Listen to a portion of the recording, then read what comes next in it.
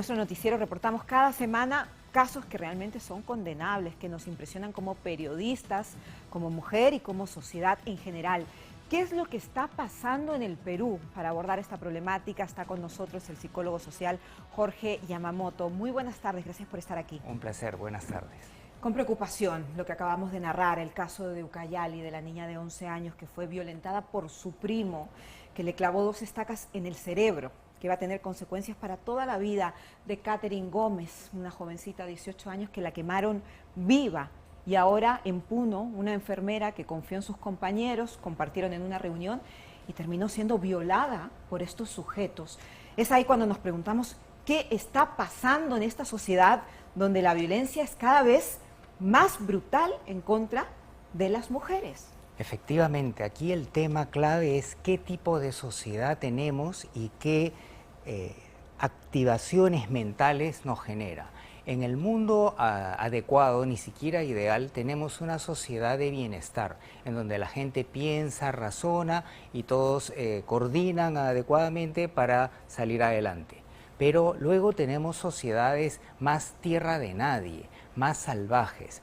En el Perú tenemos cierto grado de orden. Recordemos que no somos los países más violadores ni de mayor feminicidio a nivel regional o mundial. Por ejemplo, en estadísticas de violación tenemos 1.6 por cada 100.000 habitantes, mientras que los Estados Unidos, que tampoco no se diga que es un gran referente, 2.25, pero Sudáfrica 9.1. Entonces, no somos el país más violador, más feminicida, pero sí tenemos que hacer cosas al respecto. La crudeza de estos últimos casos que le acabo de narrar a usted, ¿cuál es su impresión? Porque estos agresores son tan criminales y tan sádicos, porque quemar viva a una persona o clavarle unas estacas a una niña que no se dejó violar, a mí me hacen pensar que son personas con alteraciones mentales o que hay un problema en la sociedad, en la educación, gravísimo. Y es posible que sean todas las anteriores, pero lo que sí podemos afirmar, porque para ver el caso individual hay que hacerle entrevistas y pruebas, que estamos no en la sociedad de bienestar, sino que hay ciertos focos, no toda la sociedad, pero ciertos focos que están en un modo totalmente primitivo, que nuestro cerebro retrocede unas decenas de miles de años. ¿Y cómo se caracterizaba esa sociedad? Primero, que habían extorsiones, que no había un trabajo honesto. Segundo, hay violencia generalizada. No hay acuerdo y unión, sino polarización. Y una terrible consecuencia de esto es el incremento del feminicidio y de las violaciones. Entonces, en este marco hay que detectar cuáles son esas zonas críticas y atacar ese elemento integral. ¿Cómo se ataca? Por un lado, es una acción judicial y policial eficiente, porque cuando se siente que no va a quedar impune el tema, ahí hay una drástica reducción de esta violencia. Pero sí. Sí, Jorge, en este caso en particular que estamos viendo las imágenes, a mí me conmocionó en la Plaza 2 de Mayo cuando este sujeto con alevosía, Catherine Gómez, terminó con él, y él con alevosía va a comprar gasolina, se la rocía, le prende fuego, la quema prácticamente viva y escapa. Es una persona que tiene un plan, tiene una estrategia. ¿Cuál podría ser el perfil psicológico de Sergio Tarache Parra, que por cierto sigue prófugo de la justicia, en realizar un acto deleznable Totalmente, como este? Sí. Acá hay dos niveles, ¿no? El nivel general, la psicología de este tipo de crímenes tiene que ver, como mencioné, con un módulo muy primitivo. Entonces, se busca una pareja adecuada, entre comillas, pero cuando no es recíproca el sentimiento, ahí las personas toman dos caminos: caballero y mejoraré y buscaré otra pareja, o tú, si no eres para mí, no vas a ser para nadie. Es un terrible tipo de competencia. Entonces, si yo no puedo obtener esa pareja que no sea para nadie, entonces ya emparejo a la mala ese sentido. Entonces, cuando estamos en un modo muy primitivo, ya se activa un cerebro en donde no siente bienestar por el bien de los otros, sino por el mal de los otros. ¿Un rasgo psicopático, tal vez? En este caso, si es psicopático, tendríamos que ver que es sistemático en otras áreas.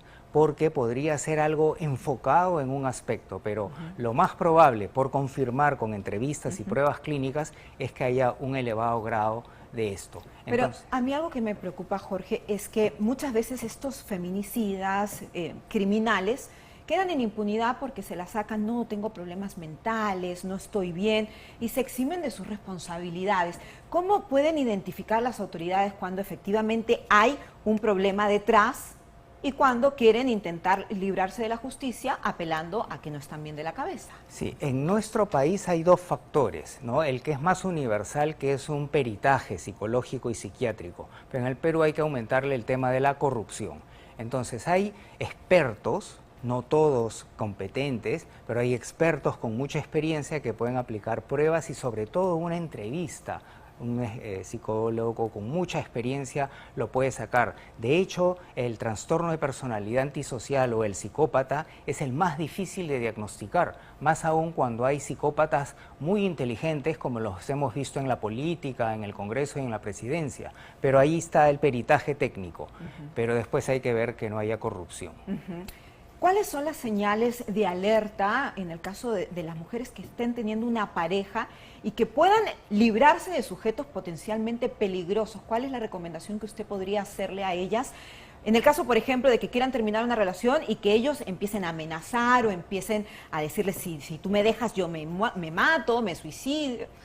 ¿Qué se puede hacer? Sí, hay muchos perfiles que hay que tener distintos cuidados, pero si estamos hablando de la personalidad antisocial, no va a tener sentimiento de culpa y va a disfrutar hacer daño. Por eso, mientras más sádico es, paradójica y tristemente lo disfruta más. Y cuando se le añade un coeficiente intelectual moderado o alto, muchas veces termina haciendo caer a otras personas y lo planifica. Entonces, lo primero que hay que ir detectando son banderas rojas. Son justamente las señales que acabo de mencionar. Una falta de empatía. Se muestra empático, agradable, encantador. Muchos de los famosos psicópatas del Perú son individuos muy agradables, pero luego nos vamos dando cuenta que es muy manipulador, que no tiene sentimientos de culpa. También podemos ver hasta en sus expresiones, a un psicópata se le ponen escenas de un bebito muriendo y de una flor y su rostro no cambia y su activación cerebral tampoco. Entonces, frente a estos estímulos uno puede ir dándose cuenta que hay una desconexión con los sentimientos humanos normales. Y sin caer en una lamentable recomendación de que la gente busque bien su pareja, tenemos que saber que ahora en la huerta del señor peruano no solamente hay de todo, sino que están aumentando las personas indeseables. Repito, no somos el país más violento, más feminicida y más violador ni de la región ni del mundo, pero como aumenta hay que tener mucho cuidado. Sí, Jorge, también me gustaría hablar de Jason Lucano, o más conocido como el monstruo de Ucayali, un sujeto que quería violar a su prima de 11 añitos y que fue capaz de clavarle 2 estacas en el cerebro. Ella actualmente está muy grave, va a tener secuelas para toda la vida, su madre está en shock, pero una persona que es capaz de hacer eso, el título de monstruo para mí le queda corto. ¿Cuál es el perfil de un sujeto de estas características? Efectivamente, en general, el tema de la violencia sexual lamentablemente se da mucho en el entorno familiar y en ese sentido vamos a tener también una alerta de venganza o de, digamos, castigo posible. O sea, hay 2 factores, el tema de la competencia sexual que ya lo observamos, pero acá hay un tema de posible castigo. Entonces, es contraintuitivo que un familiar haga algo malo contra el familiar, pero hay que estar alerta porque la mayoría de los problemas de violencia sexual se dan entre conocidos y hasta con familiares. Aquí la diferencia es el nivel de violencia, de sadismo que ha podido observarse y que se va viendo como un tema emergente, que nos prende la luz de nuevo, que nuestro cerebro se está volviendo más salvaje, en ciertas regiones está más en alerta roja y que podría requerir de un análisis y un plan nacional que ataque científicamente eso, no con el sentido común de que elijan bien, sino que también se vea de manera integrada, porque esta es una de las manifestaciones junto con las extorsiones, junto con la polarización y el incremento del crimen organizado. Lo escuchaba al monstruo de Ucayali cuando daba sus declaraciones. Él, con total tranquilidad, no se le movía un pelo, decía sí. Intenté abusarla, estaba molesto con ella porque la niña había hablado con un compañero de colegio y me molestó y por eso la ataqué. Y lo narraba, lo reconocía con total tranquilidad y yo digo, pero este sujeto es capaz de afirmar todo lo que ha hecho, reconocerlo y ni siquiera muestra una señal, lo que usted decía, Jorge, de empatía o de dolor, de tristeza. Su rostro era totalmente impávido. Sí, ahí justamente vemos el tema ahí de la competencia sexual, muy lamentable. Ahora, para hacer un diagnóstico más preciso habría que hacer una entrevista más larga, porque esa falta de emocionalidad puede ser un indicador de psicopatía, pero se requieren más indicadores. Más indicios. Y podría ser también una confesión de que ya, caballero, me atraparon y tengo que contar lo que hice y está un poco adormecido. Entonces, no podemos juzgar con un solo indicador. De acuerdo. Ahora también vamos a recordar lo que pasó en Puno. Una enfermera que trabaja en un importante hospital allí hizo una reunión con dos compañeros, colegas que ya conocía, compartieron. Finalmente ella termina siendo abusada por ambos sujetos. Y claro, cuando nosotros narramos estos casos, muchas veces vemos en las redes sociales que las personas dicen, pero ¿por qué los invitó a su casa? ¿Qué habrá hecho ella? Tal vez se lo buscó. Y un machismo, una crítica, en vez de ser empáticos, y en realidad yo puedo hacer una reunión, invitar a mis compañeros del canal a mi casa, pero eso no significa que me puedan violentar, ni mucho menos. ¿Qué pasa en una sociedad que muchas veces juzgan a la víctima en vez de ser empáticos con ella o con él? Eso es un tema bien importante de mencionar, ¿no? Por un lado, y sin avalar en un milímetro, una micra, esos comentarios que hay que combatirlos, pero para entender de dónde vienen, si estamos en una situación en donde emerge la violencia y de una manera muy sádica, entonces hay que tomar más precauciones y hay que desconfiar más de la gente, lamentablemente. Entonces, las personas pueden asumir eso y evaluar ingenua, injusta y terriblemente esa parte de la realidad.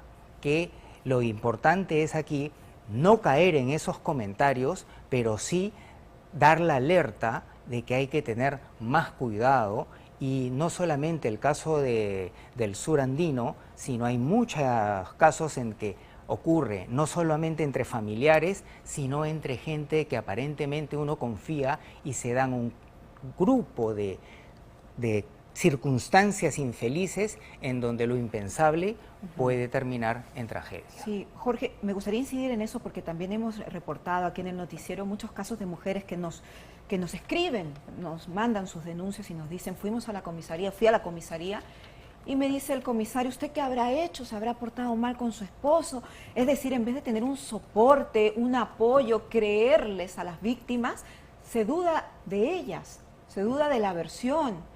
Entonces imagínese usted la desesperación, la tristeza y también la frustración de no tener el respaldo de las autoridades, de ser aún más duro para una víctima de agresión física, sexual o psicológica. Así es, yo ahí dividiría tres partes, ¿no? La primera, que es más estricta a este tema, es que hay que generar políticas, entrenamiento y supervisión para que puede haber también otro policía empático que dé apoyo emocional y ayude, pero hay otros que tienen esa característica. No sabemos quiénes son más, quiénes son menos, y cuando ocurre eso hay que hacer una política, hay que hacer entrenamiento y hay que supervisar que ocurra eso. Y eso es relativamente simple de hacer y canales eficaces. Pero luego tenemos, como parte de un entrenamiento más general, es que la actitud general de algunos policías es contradecir a la persona que viene a hacer una denuncia, desconfiando. Entonces también ahí requiere de un entrenamiento. Y luego está el tema de la corrupción, porque a veces, por ejemplo, hay un atropello y ha venido antes el que ha atropellado, hizo su arreglo para que se minimice y se cambie el atestado policial, y eso lamentablemente es muy frecuente. Todo vinculado. Finalmente, para cerrar, y su opinión personal como psicólogo social, ¿qué le parece el trabajo del Ministerio de la Mujer, las declaraciones que hemos escuchado últimamente en torno a estos casos? En general, los ministerios dedicados a ese tema están centrándose en la ideología de género y las ideologías de defensa, que cumplen un papel importante en términos culturales de poner el tema en la agenda. Pero si eso no se complementa con ciencia, que entiende, más allá del discurso de género, cómo ocurre eso, ¿no? ¿Cuáles son las raíces ancestrales que se activan y como consecuencia cómo inhibirlo? El trabajo de la ideología de género es insuficiente. Cuando se complemente y sobre todo se tenga un enfoque científico y se ataquen las causas, vamos a ser más eficientes. El problema es que a veces la ideología de género se ofende cuando escucha los análisis científicos. Entonces tienen que entender que no le deben de disparar al cartero y tienen que entender que esos temas contra su distintas a su ideología van a favor de la meta de reducir la inequidad y reducir la violencia. Y aterrizar el mensaje, hacerlo claro, hacerlo sencillo, brindar una solución rápida, real, porque hay muchas personas que lo necesitan y de carácter urgente. No podemos normalizar lo que están padeciendo las mujeres en este país. Efectivamente. Y una cosa muy breve, estamos entrando a Semana Santa. Que las chicas y los chicos se diviertan, pero con prudencia y con cuidado, y que estén acompañadas. Un predictor de violencias sexuales que se percibe que no tiene hombres, hermanos o amigos que la van a defender. Por ahí van algunos tips, y que se diviertan, pero con mucho cuidado, mucha prudencia y con un grupo que las proteja. De acuerdo con usted, Jorge. Muchas gracias por venir, por apoyarnos en este análisis que es tan importante que la ciudadanía tenga en consideración. Muy amable.